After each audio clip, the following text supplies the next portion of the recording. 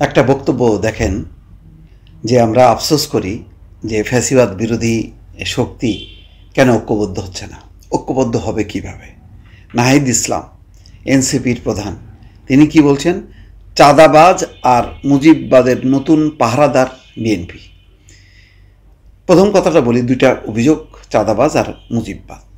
চাঁদাবাজের যেই কথা বলা হচ্ছে সেটা তো ওই সোহাগ হত্যাকাণ্ডের ঘটনার প্রেক্ষিতে আরও অনেকগুলো হয়তো ঘটনা, কিন্তু একটা দল যার বয়স এখন 1 বছর হয়নি, তার বিরুদ্ধে মারাত্মক সব অভিযোগ আছে।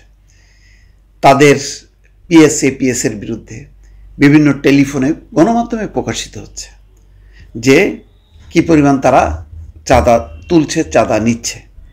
তো সুতরাং কেউ কি বলবে এখন যে এই সমন্বয়কের নামে বা এনসিপির নামে এরা চাঁদা তুলছে না? এরা একেবারে খুবই একেবারে চাঁদা ছাড়া রাজনীতি করছে।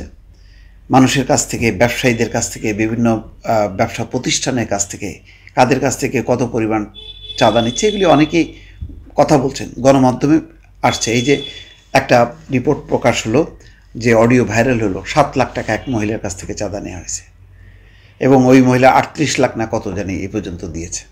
কেন দিচ্ছে, কেন নেওয়া হচ্ছে, সেই ঘটনাগুলো আসছে কিভাবে? আরও অনেক 1 কোটি 1.5 কোটি থেকে শুরু করে 100-150 কোটি টাকা পর্যন্ত অভিযোগগুলো কিন্তু আসছে, গণমাধ্যমেই সেগুলি প্রকাশিত হচ্ছে। এখন দেখেন যে সেই অভিযোগটা তারা আনছে কখন? যখন নাকি একটা বড় ঘটনা ঘটে গেল মিটফোর্ডে, যেখানে চাঁদাবাজ, সন্ত্রাস, নৈরাজ্যের বিরুদ্ধে সারা দেশব্যাপী বিভিন্ন দল সংগঠনের বিরুদ্ধে অভিযোগ তোলপাড় হচ্ছে, তখন ঐক্যবদ্ধ থাকার কথা, সেখানে এই অভিযোগ তুলল। আর একটা অভিযোগ হচ্ছে মুজিববাদের সংবিধান বাংলাদেশকে এগোতে দেয়নি। সেই মুজিববাদী সংবিধান, 72-এর সংবিধান এখনও টিকে রাখতে আছে। মুজিববাদী 72-এর সংবিধান না, এটা স্বাধীনতা পরবর্তী প্রথম সংবিধান, যেটা মুক্তিযোদ্ধার স্বাধীনতাকে লালন করে। এই সংবিধান কাটাছেঁড়া হচ্ছে, আরও পরিবর্তন করে, সংশোধন করে আরও যুগোপযোগী করার কথা বলা হচ্ছে। এই সংবিধান কাটাছেঁড়া করে যেমন একদলীয় শাসন, আবার এই সংবিধানের মধ্য দিয়ে আবার বহুদলীয় শাসন এসছে। তো এটা একটা বেসিক কোশ্চেন যে স্বাধীনতা উত্তর একটা সংবিধান যেটা দেশের মুক্তিযুদ্ধ স্বাধীনতাকে প্রতিনিধিত্ব করে, সেই সংবিধানটাকে কি একেবারেই বাদ দেওয়া উচিত কি উচিত না? এতে কারা বেনিফিশিয়ারি হয়? এটা রাজনৈতিক বিতর্ক। কিন্তু বিএনপি কোনো সংস্কার চায় না, বিএনপি কোনো পরিবর্তন চায় না, এমন কথা যদি বলা হয়, তাহলে তো বিএনপির সঙ্গে এই দূরত্বটা শুধু দলের সাথে দূরত্ব না, একেবারে ফ্যাসিবাদ বিরোধী যে ঐক্য, সেই ঐক্যটা কিন্তু তছনছ হয়ে যায়। যেখানে যারা নেতৃত্ব দিল জুলাই গণঅভ্যুত্থানে, তারা অভিভাবকের দায়িত্ব পালন করা উচিত, তাদের রাজনৈতিক দল করার কথা না। 5ই আগস্টের আগে নতুন রাজনৈতিক দল হবে এমন চিন্তা চেতনা কেউ করেনি, তারা করেছেন।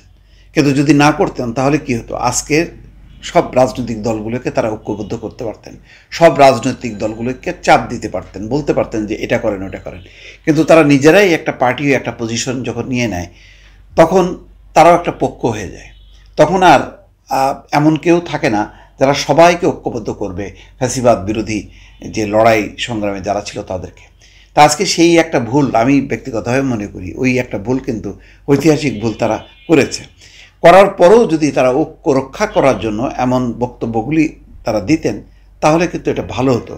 বিএনপির মতন একটা বড় রাজনৈতিক দলকে প্রতিপক্ষ গণ্য করে, অনেকটা আওয়ামী লীগের মতন করে তাদেরকে চরিত্র হনন করা, তাদেরকে ওই মুজিববাদ আওয়ামী লীগের পাল্লায় ফেলে যদি এখন বক্তব্য দেওয়া হয় এবং সেটা যদি তারা বিশ্বাসও করেন, এটা একটা বড় ঐতিহাসিক ভুল হবে এবং বিভাজনের একটা চূড়ান্ত পর্যায়ে চলে যাবে। এমনিতেই এই আন্দোলন নিয়ে মানুষের মধ্যে চরম হতাশা। মানুষ কিন্তু এখন যারা এই আন্দোলনে ছিল, আজকে একজন উপদেষ্টাও দেখলাম যে সেই মেয়েদের মুখগুলো কোথায়, তারা হারায় গেল কেন? হারায় গেল কোনো হতাশা। শিক্ষার্থীরা ফিরে গেছে ক্লাসরুমে বা ঘরে চলে গেছে, তারা কিন্তু নাই। তাদের খুব একটা ক্ষুদ্র অংশ নিয়ে তারা রাজনৈতিক দল করছে, যার কারণে যে আলোড়ন, যে ঝাঁকুনি, যে একটা নতুন রাজনৈতিক দল, একটা বিশাল কিছু হবে, একটা নির্বাচন হলেই তার ভোটের জোয়ার হবে, এটা কিন্তু কেউ মনে করছে না। এই বাস্তবতাটা মাথায় নিয়ে যদি তারা রাজনীতিটা করতেন তাহলে ধীরে ধীরে এগোতেন এবং জাতীয় ঐক্যের বিষয়টা তারা মানে যদি ধারণ করতেন, লালন করতেন, তাহলে বক্তব্যও সেইভাবে দিত তারা এবং বিভাজনটা তৈরি হতো না। কিন্তু এখন যেদিকে যাচ্ছে তাতে দ্বন্দ্ব, বিবাদ, সংঘাত, সেই রাস্তাটাই কিন্তু আরও ত্বরান্বিত হচ্ছে। দর্শক ভালো থাকবেন, আল্লাহ হাফেজ।